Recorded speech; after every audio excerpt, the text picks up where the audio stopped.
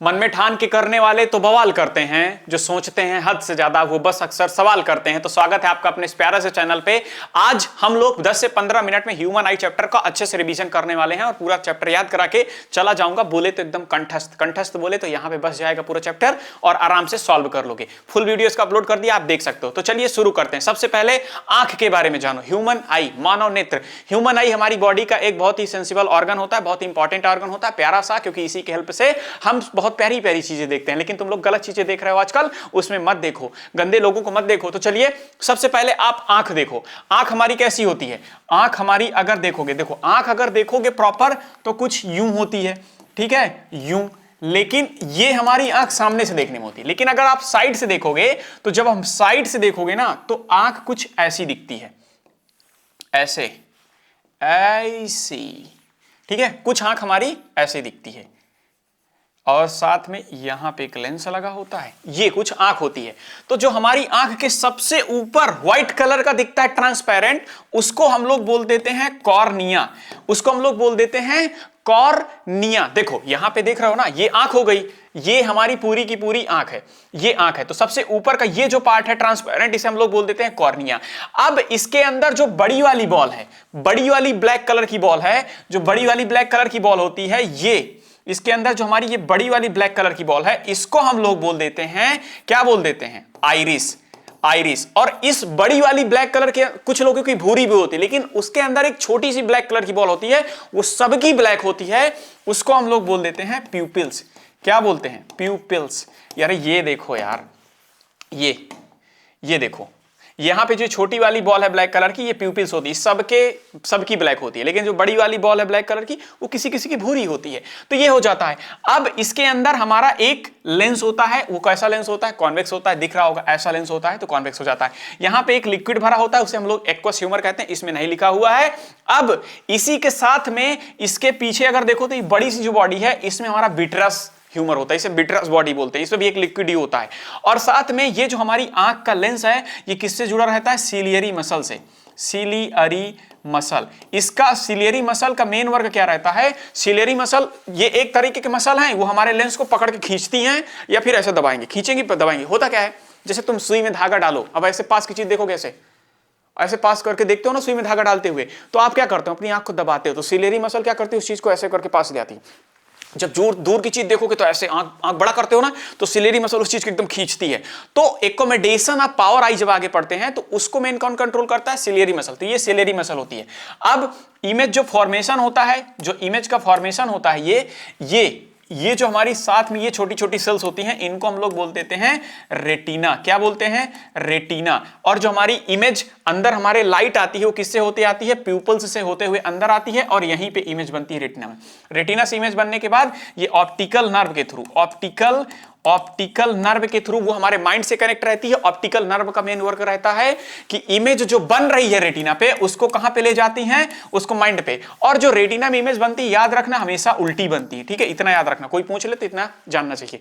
हमारी रेटिना पे आई कैसी इमेज कैसी बनती है? उल्टी बनती है, और वो माइंड में जाती है तो माइंड हमारा उसको सीधा करके देखता है। ये पूरा का पूरा स्ट्रक्चर हो जाता है। अब हम आगे आ जाते हैं बाबू भैया। ये सारा का सारा चीज वही है, far point, least distance of ciliary muscle and relaxation of ciliary muscle. जब रिलैक्सेशन में रहेंगी तो नॉर्मल सा ऐसे, लेकिन जब वो वर्क कर रही होंगी तो ऐसे ऐसे ऐसे करके हो सकता है, ठीक है। अब नेक्स्ट हमारा आ जाता है लाइट सेंसिटिव सेल्स है, ठीक है। अब इसमें क्या ही दिखना है। अब नेक्स्ट हमारा पॉइंट आता है कैटरैक्ट।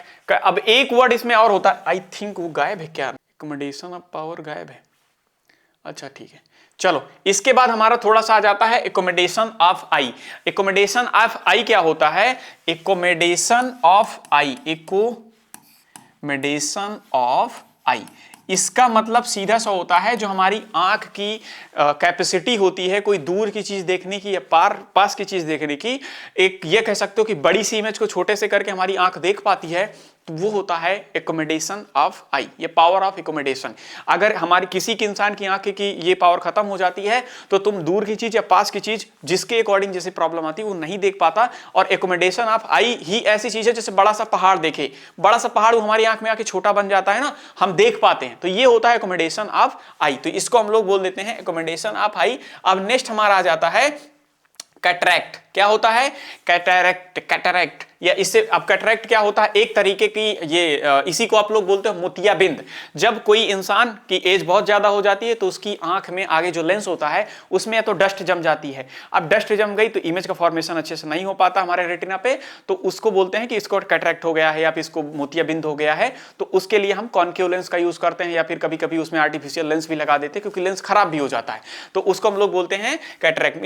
इसमें इंसान क्या करता है, अच्छी चीजें मतलब आसपास की चीजें नहीं देख पाता। The crystalline lens of some old people becomes hazy और even opaque due to the development of membrane. जो गंदगी बन जाती है ना, तो जो हमारी आंख का लेंस होता है, क्रिस्टलाइन लेंस होता है, वो खराब हो जाता है, तो उसकी वजह से नहीं देख पाते। फिर या तो आर्टिफिशियल लेंस लगा दो या उसको सफा कर देते हैं कभी कभी, तो ऐसे ठीक हो जाता है। अब नेक्स्ट हमारा आ जाता है मायोपिया और हाइपरमेट्रोपिया। देख लो मायोपिया क्या होता है। मायोपिया मतलब पास की चीजें तो देख पा रहे हो, दूर की चीजें नहीं देख पा रहे हो।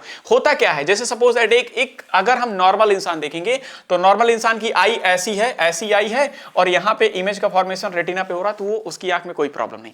लेकिन जैसे ही किसी इंसान को मायोपिया होता है तो जो उसका फोकस पॉइंट होता है वो यहां से हट करके, रेटिना से हट करके पहले आ जाता है। अब उसके बाद हम उसमें कॉनकेव लेंस यूज कर देते हैं। कॉनकेव लेंस यूज कर दिया तो जो हमारा यहां पे बन रहा था इमेज का फॉर्मेशन वो यहां बन जाता है, तो देख पाता है। तो मायोपिया से डिसेबिलिटी जिसके अंदर होती है उसको हटाने के लिए और ठीक करने के लिए, करेक्ट करने के लिए मायोपिया को किस तरीके का लेंस यूज होता है, तो हमेशा कैसा यूज होता है अगर कोई पूछे तो कॉनकेव यूज होता है। और मायोपिया मींस होता क्या है, जब एक इंसान है जो पास की चीजें तो देख पा रहा है बट दूर की चीजें नहीं देख पा रहा, तो उसे बोलते हैं मायोपिया। नेक्स्ट आ जाता है हमारा हाइपरमेट्रोपिया। हाइपरमेट्रोपिया क्या होता है, जस्ट अपोजिट होता है मायोपिया का। पास की चीजें नहीं देख पाता इंसान, दूर की चीजें देख लेता है। इसमें कैसा लेंस यूज होता है, कॉन्वेक्स लेंस। इसमें रेटिना, देखो ये नॉर्मल इंसान का इमेज फॉर्मेशन है, इसमें जिसको हाइपरमेट्रोपिया हो गया उसका जो इमेज का फॉर्मेशन हो रेटिना के पीछे बनता है, ये पास की चीजें नहीं देख पाता। और पास की चीजें नहीं देख पाता तो उसके लिए हम लोग कैसा लेंस यूज करते हैं, कॉन्वेक्स लेंस। तो अगर किसी को मायोपिया है तो मायोपिया में क्या नहीं कर पाएगा, दूर की चीज नहीं देख पाएगा। और अगर हाइपरमेट्रोपिया है तो पास की चीज नहीं देख पाएगा। कैटरेक्ट है तो उसका लेंस खराब हो जाता है, तो वो एज के हिसाब से बीमारी हो जाती है। नेक्स्ट आ जाता है हमारा प्रिज्म के through refraction of light through a prism. Simple सा देखो, जब एक प्रिज्म लेके एक उसमें से लाइट को पास आउट कराते हैं सनलाइट को, तो वो 7 कलर में डिस्ट्रीब्यूट हो जाती है। उसको याद करने का तरीका है बिब ग्योर। क्या है, बिब ग्योर। जैसे हमारा एक ये प्रिज्म है, ये हमारा एक प्रिज्म है, ऐसे करके देखोगे तो ये एक ऐसे करके जाती है। ये रेड है, रेड की वेवलेंथ सबसे हाई होती है तो रेड बहुत कम बेंड कर पाती है, ठीक है। अगर और वायलेट की सबसे कम होती है वेवलेंथ, तो सबसे ज्यादा वायलेट करती है बेंड। तो ये हो जाता है हमारा basically refraction through a prism. जब एक लाइट को हम एक प्रिज्म से पास आउट कराते हैं तो 7 कलर में डिस्पर्स हो जाती है। अब ये हो जाती है। अब अगर इसमें देखोगे तो ये इंसिडेंट रे हो जाती है, ये रिफ्लेक्टेड रे हो जाती है, ये एमर्ज रे होती है। इसको हम लोग बोलते हैं एमर्ज रे, क्योंकि एमर्ज हो रही है। और इस एंगल को हम एक नॉर्मल ड्रॉ करते हैं तो ये हमारा एंगल आप एमर्ज हो जाता है। और इसी लाइन को इमेजिनरी मानते हुए जब आगे ड्रॉ करते हैं तो यहाँ पे जो एंगल बनता है उसे हम लोग बोलते हैं एंगल ऑफ डेविएशन। और यहाँ से हम लोग जब एक नॉर्मल रे ड्रॉ करते हैं तो ये लाइन, ये एंगल जो हमारा होता है इसे हम लोग बोलते हैं इंसिडेंट एंगल। और साथ में ये यहाँ आने के बाद ये एंगल हमारा होता है रिफ्लेक्टेड एंगल, तो ये हो जाता है। अब उसके बाद और आगे आते हैं, अब ये डिस्पर्सन ऑफ लाइट आ जाता है, ठीक है। डिस्पर्सन ऑफ लाइट सिंपल सा है, the splitting of white light into its component due to a different bending ability for colours when it passes through prism is called dispersion. जब हम एक light को एक प्रिज्म से पास आउट कराते हैं तो वो अपने एक्चुअल कलर में डिस्पर्स होती है, तो उसे डिस्पर्सन बोलते हैं। स्पेक्ट्रम क्या बोलते हैं, ये जो सीरीज मिल रही है ना हमको, ये 7 कलर की, इसे हम पूरा का पूरा स्पेक्ट्रम बोलते हैं। The band of 7 colours obtain due to splitting of light is called spectrum. Next आ जाता है रेनबो। रेनबो कैसे बनता है, सिंपल सी बात है, जब बारिश हुई रहती है उस टाइम पे बारिश होती है तो कुछ पानी मॉलिक्यूल्स, वाटर के मॉलिक्यूल्स रह जाते हैं अर्थ के ऊपरी लेयर पे, और ऊपर से सनलाइट आती है, तो जब लाइट आएगी तो वो जब उसमें पानी में पड़ती तो स्कैटर करती है, इधर उधर जाने लगती है। और जब स्कैटर करती है तो उसकी वजह से एक मॉलिक्यूल, सपोज दैट एक मॉलिक्यूल ऐसा है, एक मॉलिक्यूल ऐसा है, तो ऐसे करके ये रिफ्रैक्ट करती है। रिफ्रैक्ट करती है तो 7 कलर में डिस्ट्रीब्यूट हो जाती है, तो हमको दिख रहा होता है कि भैया ये कुछ रेनबो टाइप का बना है। क्यों, क्योंकि वो अलग अलग कलर में डिस्ट्रीब्यूट हो जाती है, एक तरीके का वो प्रिज्म जैसा मॉलिक्यूल्स पाके वाटर का, क्योंकि वाटर की मॉलिक्यूल छोटी छोटी बूंदें हमारे एटमॉस्फेयर में रहती हैं, तो उसे हम लोग बोलते हैं रेनबो बन जाता है। नेक्स्ट हो जाता है हमारा एटमॉस्फेरिक रिफ्रैक्शन। एटमॉस्फेरिक रिफ्रैक्शन का सबसे अच्छा एग्जांपल देख सकते हो कि जब रात में हम स्टार्स को देखते हैं तो ट्विंकल करते दिखाई देते हैं। रीजन क्या रहता है, वो दूर रहते हैं।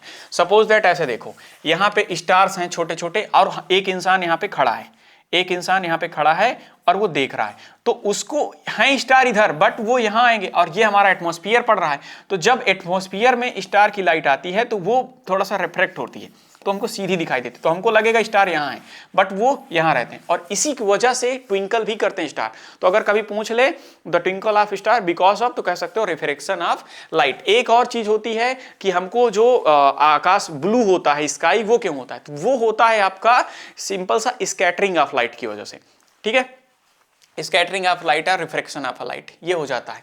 अब उसके बाद आ जाता है ट्विंकल ऑफ स्टार, बता दिया, स्काई अपीयर्स ब्लू, ये भी बता दिया, the small size particle of air scatter blue light, scatter कर देते हैं। स्कैटर ऑफ लाइट होता है जब भी लाइट किसी भी पार्टिकल में पड़ती है तो इधर उधर बेंड होती है, और इधर उधर बेंड होती है तो वो क्या करती है, वो उसको ब्लू कलर में कन्वर्ट कर देती है।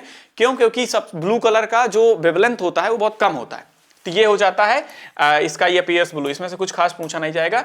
तो ये था एक नॉर्मल सा क्विक फास्ट रिवीजन। तो चलिए मिलते हैं अगले वीडियो, तब तक के लिए जय हिंद जय भारत। और कल ही फेडरलिज्म का आ जाएगा, साथ में षष्ठी का पूरा जल्दी से अपलोड कर देंगे। तो चलिए मिलते हैं अगले